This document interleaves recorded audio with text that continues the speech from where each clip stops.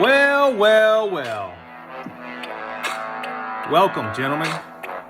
It's the Big League Show. We have quite a few things to talk about. And an individual to talk about as well. So, what did we learn this week? Even the lowest scoring team in the league, or close to it, can be first place. One win out of multiple losses can make you feel like you're King Tut. I don't know. Let's talk about it. So, hopping into this past week that just went by. First matchup, me versus Unbeatables. Lindbergh, this was a must-needed win for his team. His team performed very well at 138 points. They came out swinging. They definitely played like a team that needed that fourth week win. Couldn't have gone 0-4. Me, on the other hand, had a lot of shitty matchups, a lot of bad weather. Not going to blame it completely on that. But Josh Allen and my squad will be shaking back this week. And we're going to run Emil straight through the mud. And we're going to talk about more about that later as well. But I lost 113 to 138. Congratulations to you, Matthew. Much needed win. Now, the next matchup. I mean, everybody knew this was going to happen. But my dad's fastest swimmer, highest scoring team of the week. It's been pretty, he's been up in that top 3 range every week. 165 points by my dad's fastest swimmer versus the franchise of 103 points. So freaking embarrassing. I tell you, Emil, you're just trash. But he's facing me this week, which is terrible for him because he's going to become 2-3 and have a losing record. Drag him straight through the dirt. Next, we have the Snake. Frank played Fireballers. He scored 163 points to 129. He has this massive attitude change all of a sudden because his team had one good week. But I'll let you be the judge. Is it clever or is it snaky? You know, you try to trade people and they didn't go through, and you drop them the next day. So what does that say about you and your integrity with the whole trade with the other guy and even respect? You know, how disrespectful is that to try to trade someone a player and then they didn't take it and then you drop it the next day? Is that clever or is that snaky? And then you pick up players and then you put them on the waiver wire the following hour. I don't know. You be the judge. I'm a snake. I'm a snake. I'm a snake. I'm a slithery little snaky snake. Who else? I'm so slithery and sneaky because I'm a snake. All right. Next we have, let's see, Brady Bunch versus Creamaloo. Creamaloo is on top at 3-1. Steamrolled the Brady Bunch 332 to 117. Brady Bunch goes to 1-3.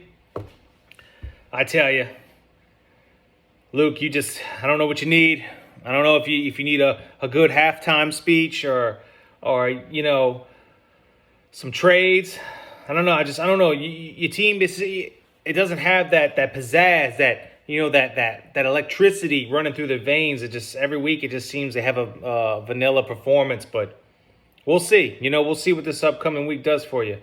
Then we have the current champ, who was the bowl of shit of the week, Creamy Beige, versus 2 Rams, 1 Cup, Mr. Jaws, at 125, which was an okay performance compared to what he's been performing, but it's definitely respectable, versus Creamy Beige's 90 points.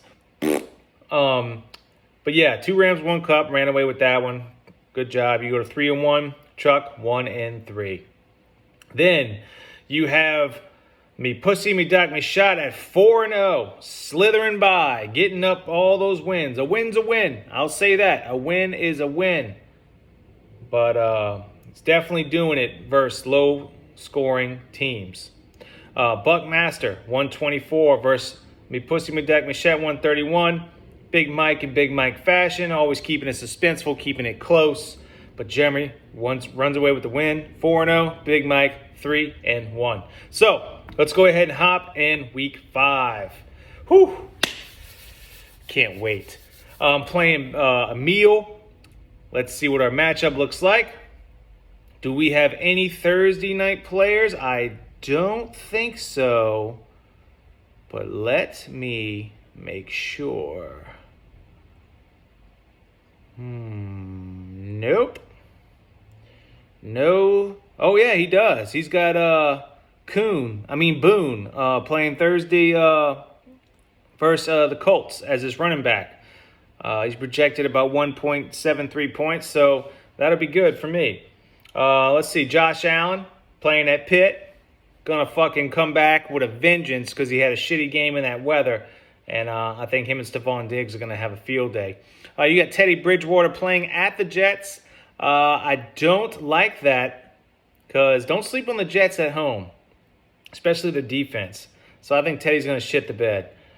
Christian McCaffrey playing San Fran. I think that's going to be a tough matchup for CMC. San Fran defense has been lights out. But CMC is going to get at least 10. Pollard playing at the Rams. Rams coming off of a tough loss. Once again, not good for you, Mr. Emil. Kareem Hunt playing at the Chargers. Kareem Hunt, it's been really the Chubb show, but I really feel good about this week with Hunt with the matchup because the Chargers are they don't have a great defense. So whenever he gets the ball, he's going to make some yards out of it. And we already talked about Boone. Deontay Johnson at Buffalo. I really like my boy Deontay now, because he's got Pickett and not that other trash quarterback. I don't even want to talk about him. So I think there's going to be a little sudden change in the Steelers' vibes coming in the coming weeks.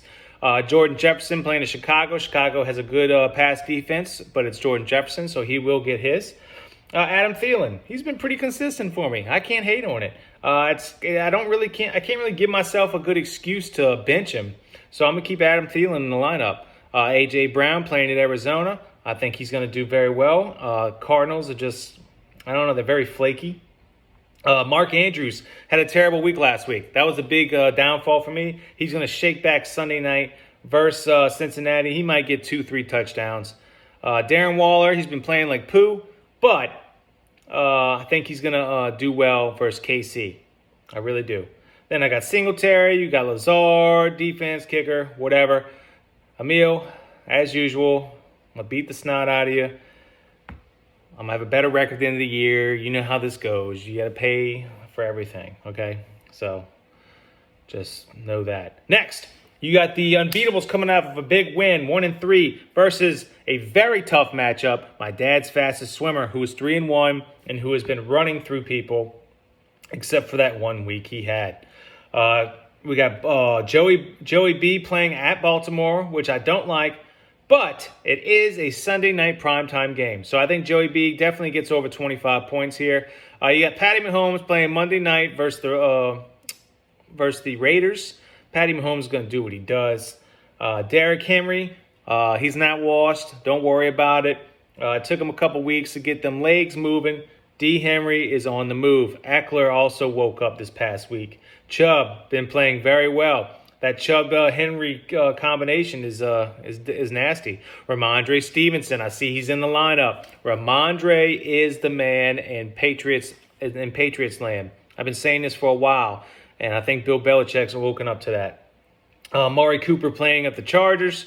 Scary Terry at Tennessee. Mike Evans in Atlanta. Mike Evans has been playing very well. Tom Brady's been liking him in the red zone for sure. Tyreek Hill, let's see what he does with Teddy. Faramuth, Ertz, Smith, Smooster. Corey's projected a whopping 143. Lindbergh projected 128. I think this match is going to be closer than you think, but I think Corey runs away with it at 4-1, and it'll make Lindbergh 1-4. Sorry, Mr. Lindbergh. All right, then we have the Slytherin Snag. Frankie playing Brady Bunch. Talk about a Thursday night football game like Browns versus the Jags or some shit. But, hey, you got to have it, right? You got Frank projected 122, Luke projected 125. Both 1-3 teams. This is a must-win for both. You got Herbert playing at Cleveland, Tom Brady at Atlanta.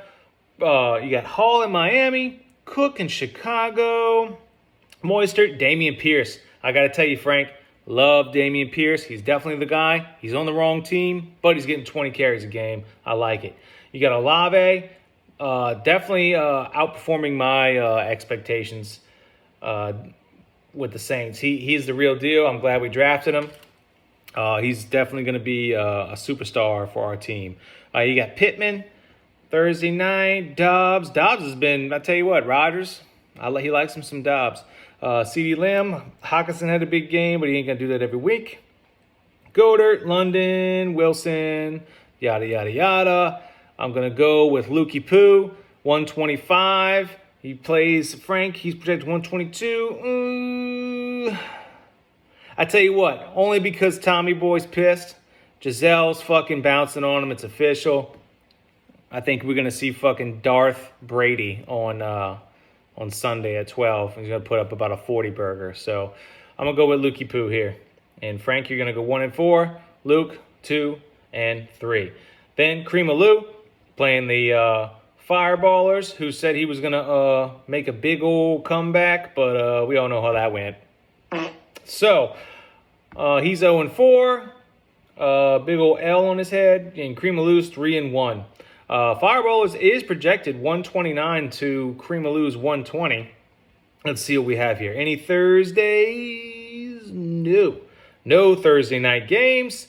Kirk Cousins, he's still riding with him. I think he's trash, but, Kirk will do, some garbage touchdowns here and there. Aaron Rodgers, I mean, I ain't giving up on him yet, but he's definitely coming to his ending. And he plays at 8:30 in the morning Sunday. So that's awesome. I really like those London games. It gives you something to watch while waiting for 12 o'clock. Josh Jacobs, Casey Mixon at Baltimore, Sanders, Ezekiel Elliott, Jamar Chase, Samuel Waddle. I tell you what, it's going to be a good matchup. I think this one's going to come within like a few points. I tell you what, I'm not even going to make a prediction on this one. Fireballs versus Cream of Lou. Good luck to both of you. It's going to be a tight matchup, I think. Okay, then you have the current champ who had a huge shit this week, and nothing worse than coming off of a terrible week than to face Darth Mike. Big Mike the Buckmaster. Creamy Beige is projected 133. Buckmaster 134, no doubt. We got Lamar Jackson playing Sunday night in Cincinnati. Lamar Jackson's been red hot. He's trying to get that contract. He's actually playing. You know how that story goes. Jalen Hurts, he's been balling out. Playing in Arizona, he's going to do well. So quarterback should be relatively close. You got Dobbins, Kamara. Just hate Kamara this year. Sad to say because he's on the Saints. Dobbins on Sunday night, he's going to get in the end zone. Harris for New England. I don't really like Harris because I'm a big Ramondre guy. Clyde Edwards-Helaire had a great week last week along with Travis Kelce. And they will continue to do that in Las Vegas. Devontae Adams at KC. Devontae Adams is going to get his. You got Carolina Moore versus San Francisco. I don't like that. Stephon Diggs definitely going to have a shake-back game with my boy Josh Allen. Brandon Cooks, that's either hit or miss if he gets in the end zone or he doesn't. Houston sucks. Kelsey and Pitts, Wilson and Herbert. I tell you what, I'm going to say Creamy Bay shakes back, beats Big Mike, becomes 2-3, and Mike becomes 3-2. In the last matchup, me pussy me deck me shot, 4-0. He's got to keep the streak alive. Is playing 2 Rams, 1 Cup, Mr. Jaws. Okay, you got Kyler Murray, who's been only performing in the second half apparently. Russell Wilson, who, wake up, my guy. But he plays Thursday, and he's playing at home against the Colts. So we'll see what he does. It's a primetime game. You get Najee Harris at Buffalo. Buffalo's defense pretty stout, but Najee's a fucking dog. Oh, Jaguars, Robinson versus Houston. Barkley at Green Bay. He's playing on the road. Aaron Jones versus the Giants. 2 running backs. They both playing on. I'm sorry, they're in London. So they're playing each other. I think they both have a respectable game. I think Mike Williams has a big day at Cleveland. Cooper Kupp's going to go hamburger versus Dallas. Metcalf and New Orleans, I think he'll get shut down. Christian Kirk hasn't really making that much noise, but I think he might get in. Conklin, Njoku, Fournette, I think, has a big game versus Atlanta. And Cortland Sutton, all depends on Russell. Let's see what kind of Russell Wilson. So Thursday night's a big game for Jaws. And let's see. I tell you what, I'm not just saying it because he's 4-0, but I think Jeremy's going to go 4-1 in this one. And I think the new guy's going to go 4-1. So that's what we got. Week 5. You know, season's already flying by. But it's been fun. Until next time, I don't know when that will be, but I enjoy it. See you later.